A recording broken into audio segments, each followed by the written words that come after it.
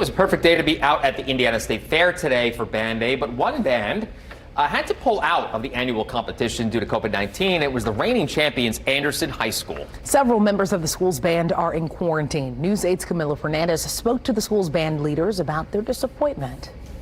The Indiana State Fair Band Day. It's the biggest crowd. It's the biggest performance that the whole season leads up to. It's the final competition for local school bands participating in the Central Indiana Track Show Association circuit. Schools like Connorsville and Tipton High Schools, just to name a few, returned to the State Fair after it was canceled last year because of COVID-19.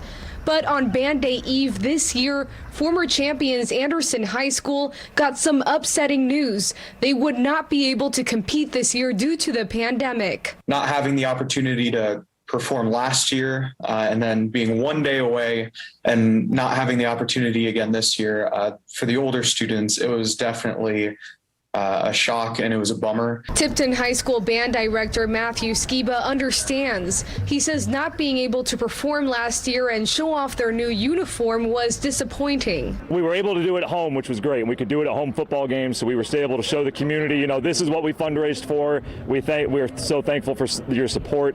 But we weren't able to bring it here and do it here, which is what was, it was rough. The director of bands for Anderson High School says it takes a lot of work to prepare for the competition and just getting to the fair. Contacting your bus driver for however many buses you have, contacting your semi driver, loading the semi, loading the equipment. That process in itself can take an hour.